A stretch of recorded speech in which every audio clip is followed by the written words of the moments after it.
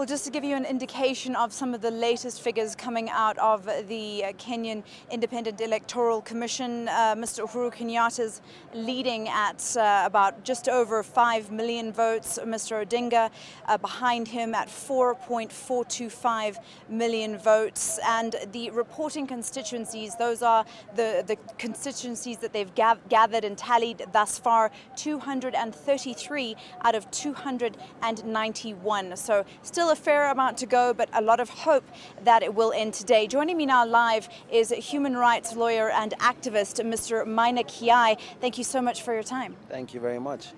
Mr. Kiai, first question on everyone's minds, when is this going to be over? I don't think anybody can be quite sure. I think that we were hoping that this morning would be an announcement. Looking at the figures that's coming through, it's doubtful if this will come this afternoon or this morning.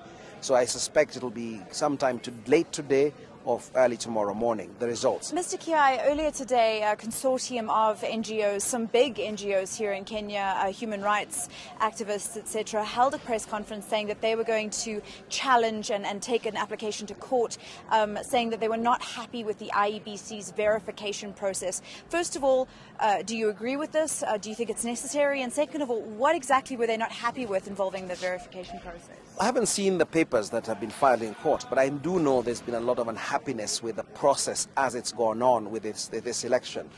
One of the things that happened after the crisis in this country in 2008 was that there was a lot of energy and a lot of time spent to make sure that the election process was transparent, was accountable, was participatory, and that we closed the loopholes that led to the crisis then. If you remember, it was the announcement of the presidency in 2007 that triggered off a whole host of activities and violence in this country that we had never seen before. So to avoid that, a number of things were created in the law to ensure that this doesn't happen. The most important one is the register. Then the second thing was the electronic transmission of results. One of the history of this country is that election results are announced in the polling station, and then there's always been through the period of transportation from the polling station to the constituency and then to Nairobi, the figures change and they morph and they move. So to remedy that, it is created in the law that each polling station must send their results electronically to the tallying center. Now, once it's here, then they write down in the forms, which then it goes through a system, and the idea is that the forms can verify what has come electronically. The electronic system began working, and then at some point it also collapsed, and now the IEBC has basically abandoned it. So the only record we have now of the election results is the tallying, is the forms that are coming in. So that's been one of the issues. Now, but clearly for me, the IEBC has failed the test. I mean, I think the culprit in all this is that we've spent more than 15 billion shillings and we have not got it right. Even though we had the time, we had the training, we had the international goodwill and support to get it right, we haven't. That's been the big mistake. Very quickly, I know you do have to go, Mr. Kiai, but everyone's asking about violence. Will violence erupt this weekend if Mr. Kenyatta or Mr. Odinga is not named president by the end of today?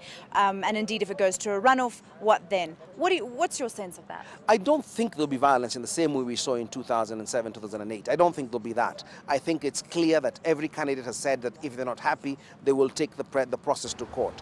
At that point, then we can then look and see how the country is looking at, as evidence comes out, as the parties are in court, that will give us a sense of how deep the resentments are, how deep the grievances are. So I don't think there'll be anything now. I think the fact is that because we have a reforming judiciary, and I make very clear, it's not a reformed judiciary, it's a reforming judiciary.